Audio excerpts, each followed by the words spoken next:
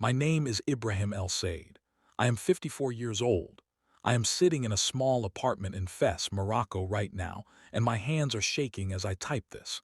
Not because it is cold, it is actually warm in this room, the kind of dry evening warmth that settles over the Medina after the sun goes down. My hands are shaking because I am afraid.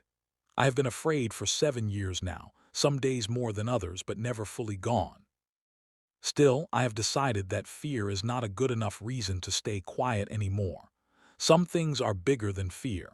Some truths are too heavy to carry alone. I want to tell you something that happened to me, something that changed my life completely, something that made me lose my position, my income, most of my old friendships, and very nearly my family. But I am going to tell you anyway because I believe you need to hear it. And honestly, I need to say it out loud. I have been whispering this story in dark rooms for far too long. Before I tell you what happened, I need you to understand who I was before it happened. Because if you do not know who I was, you will not understand why what happened was so shocking, not just to me, but to everyone who was there. I was not a simple man with a simple life. I was Dr. Ibrahim El-Said. I had 2 degrees in Islamic jurisprudence, earned first in Cairo and then in Riyadh, with a later period of study in Kuala Lumpur that shaped how I thought about Islam's place in the modern world. I had written 3 books, one of which was adopted as a reference text in a university program in the Gulf. I had lectured in 6 countries. I had appeared on regional television programs to explain points of theology to audiences who trusted me to get it right. I had led Friday prayers at a mosque in the old quarter of Fes for nearly 13 years. When people had difficult questions about their faith, they came to me. When young people were drifting toward things their parents feared, their parents sent them to me. I was not merely an imam. I was someone people trusted with the innermost rooms of their lives, their doubts, their grief, their private failures. I tell you all this not to make myself sound important. I tell you this because I need you to understand that I was not a confused man.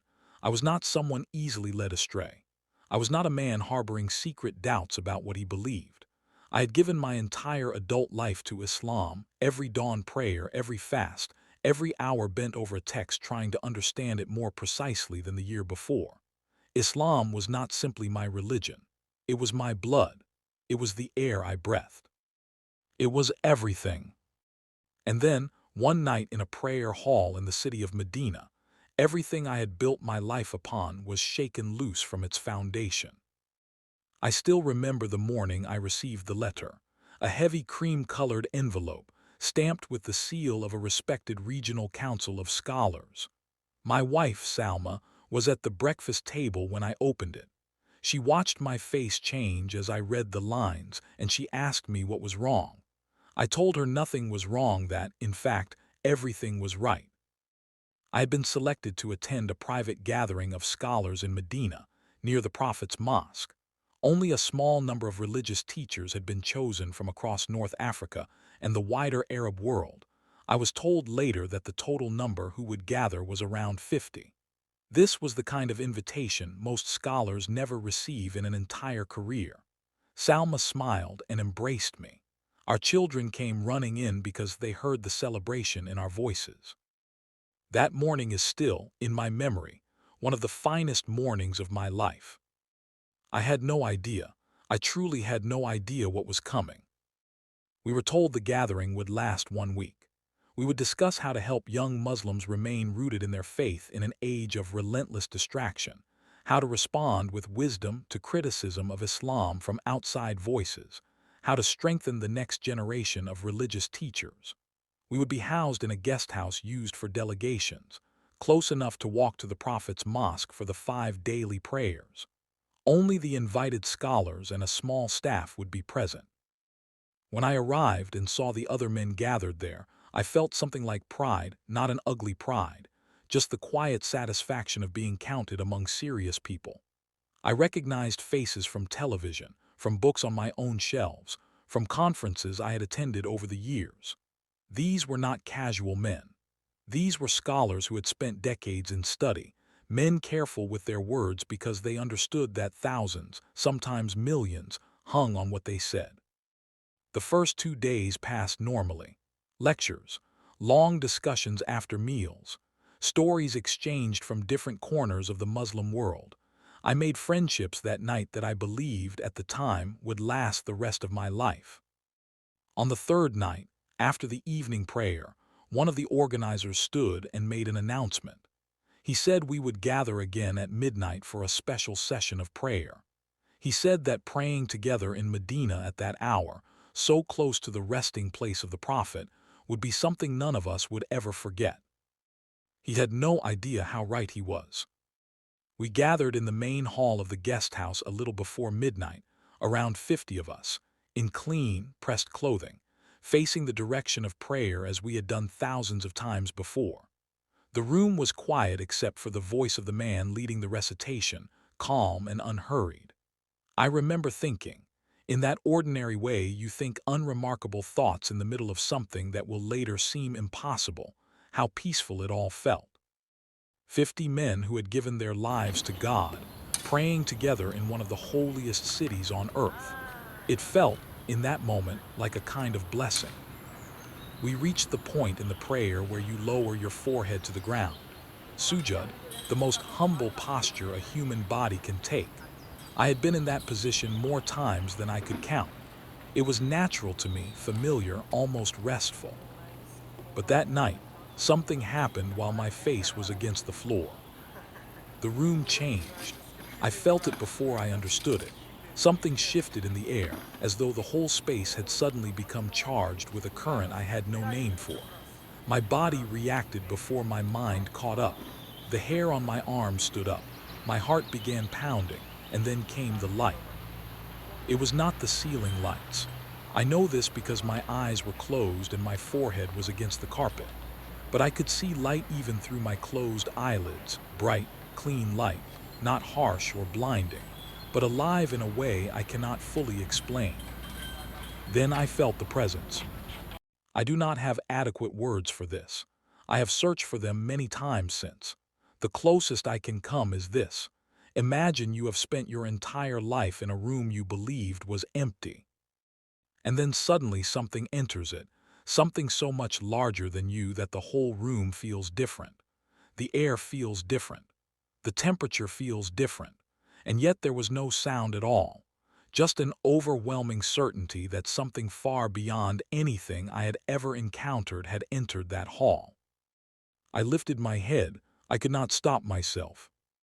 And when I looked up, I saw him, a man standing in the center of the room, dressed in white with light coming from him.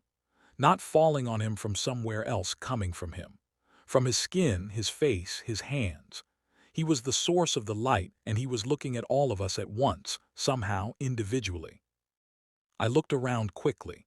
Every man in that room had lifted his head. Every one of them was staring at the same figure. Some had their mouths open. Some were already weeping. A few looked genuinely terrified. The man beside me gripped my forearm without even glancing at me, simply reaching for something solid. I understood exactly why. Whatever this was, we were experiencing it together. This was not a private vision. This was not something occurring only inside my own mind. 50 men were seeing the same thing, at the same moment. That fact alone was enough to make my legs feel like water beneath me. He did not open his mouth. No sound came from him at all. But something was happening inside me as I looked at him, as though information were being placed directly into my chest, not into my ears. Not words exactly, but understanding, arriving whole and unmistakable, with no room left for confusion. I knew who he was. I did not want to know. I fought it with everything left in me. But I knew. This was Jesus. Not the prophet Isa I had studied and taught about for 2 decades. Not the honored messenger whose story I had read many times in the Quran. This was someone carrying an authority so far beyond the category of prophet that the words simply stopped applying. He held out his hands, and I saw the scars, openings in his palms, old wounds that somehow still appeared fresh, wounds that told a story without a single syllable. He showed us his feet, marked the same way. And somehow, without any of us being told in words, we all understood what those wounds meant, what they had cost him, what they had purchased. The understanding that entered every heart in that room, mine included, was the same. He had died. He had taken upon himself something that had been meant for us. He was not merely a man who had lived, taught, and left wisdom behind. He was something else entirely. He was the Son of God. He had died in our place. He had returned from death. And he was standing before 50 Islamic scholars in Medina, telling us, without a single word spoken aloud, that what we had spent our lives teaching about him had not been the whole truth. I felt the most complicated emotion of my life in that instant. It was not only shock, it was not only fear, it was grief, because I understood, looking at him, that I had spent more than 20 years telling people something incomplete, and I had done it with total sincerity. But sincerity does not make a thing true, and I had been wrong. He was not angry. I want to be entirely clear about this. There was no anger in what radiated from him. There was something I can only describe as love, a love so strong, so specific, that it felt as if he knew each one of us individually. Every failure, every proud moment, every time I had waved away someone's honest question because I believed I already had the answer. He knew all of it, and he was not repulsed by any of it. He was not there to punish us. He was showing us the truth, because he wanted us to be free of what we did not yet know we were carrying. Then he was gone. The light disappeared.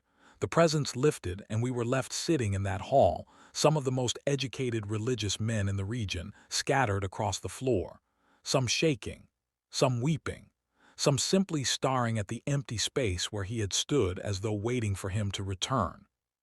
Nobody spoke for a long time. When someone finally broke the silence, it was an older scholar, a man in his late 60s who had been teaching theology longer than some of us had been alive. He said, in a voice barely above a whisper, "What did we just see?" He looked slowly around the room. What was that? That question opened the floodgates. Voices began overlapping, some men insisting it must have been a kind of test, others suggesting some elaborate illusion or hidden technology, still others declaring it must have been a spiritual deception, something evil sent to mislead important religious leaders.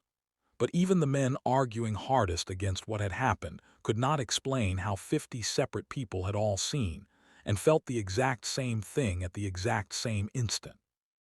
I returned to my room that night and did not sleep. I tried to pray, but the words would not come. I tried to read, but the page in front of me might as well have been blank.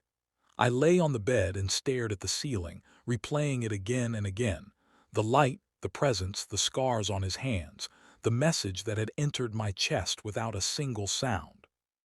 I told myself it was not real. I told myself there had to be another explanation. I told myself that 20 years of careful study could not simply be wrong, but I also could not make myself stop seeing those hands. 2 nights later, sitting alone in my room trying to read, the room filled with that same light again. And he appeared to me, only me this time. No other man in the room, just the two of us. I will not pretend I was calm. I was terrified. But the terror did not last long because of the way he looked at me, the way a father looks at a child who has been lost for a very long time and has finally walked back through the door. Not angry, not disappointed, simply deeply glad to see me. He communicated the same way as before, directly into my heart. He told me he had not come to destroy me. He had come to save me. He told me that the path I had walked, as sincerely as I had walked it, was not leading where I believed it was leading.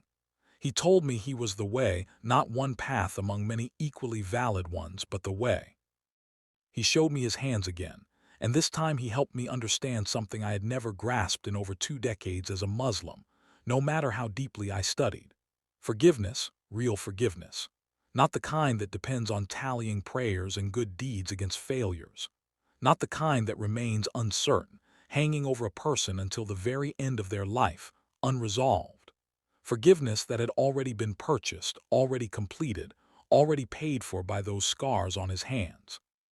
I fell forward onto the floor of that room, and for the first time in my life, I prayed not toward the Kaaba but to Jesus himself.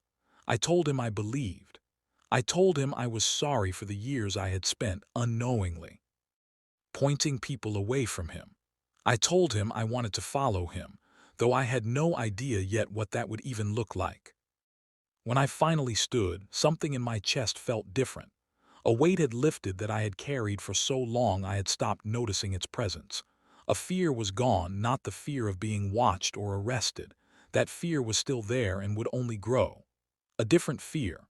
The fear of never being enough. The fear of a final judgment I could never be certain I had passed. That fear was gone. In its place was something quiet and solid. Something I realized I had been searching for my entire life without knowing what I was looking for. We were all called back together a few weeks after the gathering had formally ended. An urgent meeting had been arranged. When we assembled again in that same hall, the atmosphere had changed completely. It felt heavy, tense, like a storm gathering just outside the walls. A senior official stood before us with a grave expression. He said that troubling reports had reached the religious authorities. He said certain members of our group were claiming to have experienced something spiritually significant during the gathering, and were now expressing doubts about core teachings of the faith. He said the matter had been investigated, and a decision had been reached. Whatever had occurred in that room had been a deception, a spiritual attack designed to confuse and mislead respected religious leaders. Anyone who continued to insist that what they had seen was Jesus Christ would be considered to have left Islam. And leaving Islam, he reminded us, carried very serious consequences. He looked around the room slowly as he said this, making certain everyone understood exactly what serious consequences meant. Some of the scholars agreed with him immediately. Yes, of course it had been a test. Of course they had never truly believed it was Jesus. Of course they remained faithful. I watched their faces as they spoke. I believed some of them completely. In others, I saw something different behind their eyes, the look of men saying what needed to be said in order to remain safe. But some of us could not say it. I know how that sounds. I know it sounds like the wrong choice, the reckless choice. But when you have seen what we saw, when you have felt what we felt, when that presence has entered your chest and rearranged something inside you permanently, you cannot stand in a room and declare it was nothing. You simply cannot. It would be a lie so large it would hollow out everything else left standing inside you. About 20 of us rose, one at a time, and said we believed what we had seen was real, that Jesus had appeared to us, and we could not deny it. I was one of them. Within hours, we were taken into custody. They moved us to a facility outside the city. They took our phones and every possession we carried, and then they began the work of trying to change our minds. First with words, long hours of shouting, of being called traitors, liars, men who had lost their reason, men bringing shame down on their families, their countries, their faith. When words did not work, they moved to other methods. I will not describe everything that happened in that place. Some of it remains too difficult to put into words even now. But I will tell you that I watched men in their 60s and 70s endure things no human being should endure simply for telling the truth about what they had witnessed. None of us changed our account. We had seen what we saw. We knew what we knew, and no amount of pressure can make a person unknow something lodged that deeply inside them. They held us for over a month. Eventually, I believe they understood they had created a problem for themselves. We were not obscure men who could quietly vanish without questions being asked. So a different plan was arranged. We would be sent back to our home countries. We would no longer be permitted to work as scholars or lead prayer. We would not be permitted to speak publicly about what had happened. We would be watched, and if we broke these terms, we would be brought back to face consequences far worse than what we had already endured. I was put on a flight to Fes. When I walked into my house and saw Salma and our children waiting for me, I broke down completely. I had not cried once during my time in that facility. I had refused to allow it. But seeing their faces, I could not hold anything back any longer. Salma held me for a long time without asking a single question. She understood, somehow, that I needed that more than I needed words. Later that night, once the children were asleep, I sat with her and told her everything from the beginning: the prayer hall, the light, the man in white, the scars, the message that had entered my chest without sound, my second encounter alone in that room, my prayer on the floor, the meeting where we were condemned, the arrest, everything that followed. All of it. Salma is not a woman who cries easily. She carries a strength I have admired since the day I met her. But as I spoke, tears moved steadily down her face. When I finished, she sat in silence for a long while. Then she told me something I was completely unprepared to hear. She said that while I was away, she had been having dreams. In these dreams, a man in white appeared to her. He said very little, mostly that she should not be afraid, that I was being protected, that something significant was happening even though it looked terrible from where she stood. She said the man in her dreams had a kind, steady face, and that she always woke from these dreams calm, even though her waking hours were consumed with worry for me. I asked her to describe him. She described Jesus. Some months later, our youngest daughter, Layla, became seriously ill. A fever that would not break, days spent in a hospital in Fes, while doctors ran tests and grew increasingly concerned. Salma and I sat beside her bed, exhausted, frightened in the particular way that only a sick child can frighten a parent. We went to a quiet corner of that hospital together and I prayed aloud, the first time I had prayed to Jesus in front of anyone besides Salma. She held my hand, and at the end she whispered her own prayer, simple, straight from her heart. Please heal our daughter. I believe you can. I want to trust you. We returned to Layla's room. Within the hour, the fever broke. The doctors could not explain it. By morning, she was sitting up, asking for food, complaining that the hospital pillows were too flat.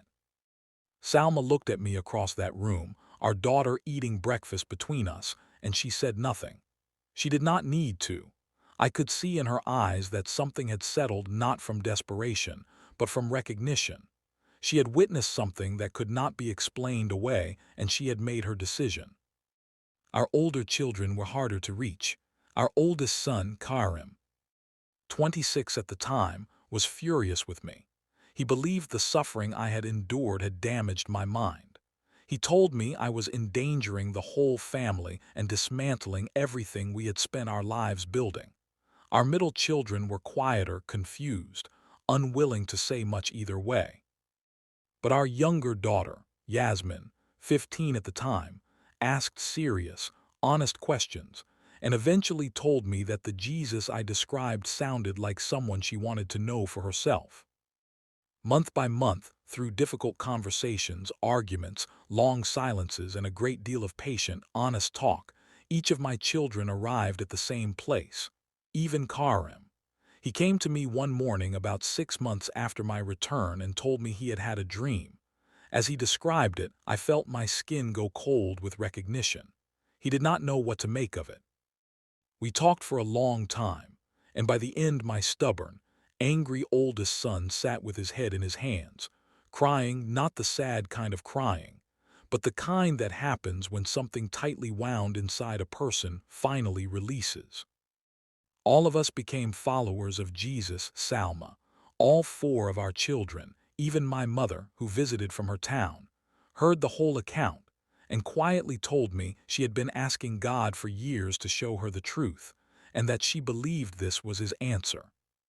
We became something none of us had ever expected to be, a family that believes in Jesus, living quietly in a country where that belief is not safe to declare. From the outside, our daily life looks unchanged. We dress the same way. We speak the same way in public. But inside our home, everything is different. We read scripture together in the evenings. We pray together to Jesus. We talk about what we are learning and how it is reshaping the way we understand the world. There is a warmth in our home now that I struggle to put into words, a sense of openness, a shared journey, and complete trust in the one leading us on it. But the fear has not disappeared. I know I am watched. I know my communications are monitored at least sometimes. I know there are people who would be glad for a reason to bring me somewhere and demand I answer for what I now believe. I have lost my career entirely. I cannot teach. I cannot lead prayer. I cannot lecture or publish under my own name. The income I built over decades is gone, and supporting my family now depends on the generosity of other believers, whose kindness humbles me more than I can express. I remain in careful contact with some of the other scholars who were detained with me in Medina. We are scattered now across several countries, each of us living some version of the same reality, believing in secret, restricted, unable to live openly as what we have become, but still standing, despite everything that has been done to try to break us. Some of their stories are harder than mine. One man's wife could not accept what he had come to believe and left, taking their children with her. Another was detained a second time after returning home and spent nearly a year in custody before finally being released. A third had his home set on fire while he was inside it, by people from his own neighborhood who learned he had left Islam. He survived, but only barely. And yet, as far as I know, not one of us has gone back, because you cannot unsee what you have seen. You cannot unknow what you know. I think sometimes about the other men who were in that room, the ones who said it had not been real, who signed statements affirming their unwavering faith and their unclouded minds. I do not judge them. I understand fully the weight of what they would have had to surrender. But I wonder about them in the quiet hours. I wonder if they still think about what they saw. I wonder if they see those scars when they close their eyes at night. I am sharing this now because I believe people need to hear it. I know it will be difficult to believe. I know some will say I am lying or exaggerating, or that I was left confused by everything I went through afterward. I understand why someone would think that. I would have thought the same thing myself before that night in Medina. But I ask you to consider one thing. What would I possibly gain by inventing this? I have lost my profession. I have lost my reputation. I live under constant uncertainty. My family and I carry this weight every day of our lives. There is nothing I have gained by believing this that the world would recognize as a gain. Everything I have gained, I gained the moment I stopped pretending I did not know what I knew. Jesus is real. He is not simply a figure preserved in an old text or a name mentioned in passing in a religious book. He is alive. He can walk into a room filled with 50 men who have spent their entire lives denying who he truly is, and he can show them the truth in a single moment. He appeared to us, and if he did that for us, he can do it for anyone. If you are reading this and you were taught that Jesus was only a prophet, I am not asking you to abandon everything you believe today. I am only asking you to ask him honestly to show you the truth. You do not need to have it all resolved before you begin. Simply say sincerely with an open heart, "If you are real, show me." That is enough of a beginning. He will answer. I know this because I have watched it happen, not only in my own life, not only in my family's, but in the life of every person I have known who has asked him honestly. The truth cannot be buried forever. No threat, no official statement, no amount of pressure will keep it hidden permanently, because truth is not a document that can be locked away in some archive. The truth walked into a prayer hall in Medina and stood before 50 human beings and showed them his hands. And that kind of truth does not simply disappear. My name is Ibrahim El-Said. I was a respected Islamic scholar for more than 2 decades, and I am now a follower of Jesus Christ. This is my story, and I am telling it because I believe it matters more than my safety, more than my comfort, more than everything I have already lost. Because in the end, the truth is the only thing worth standing for.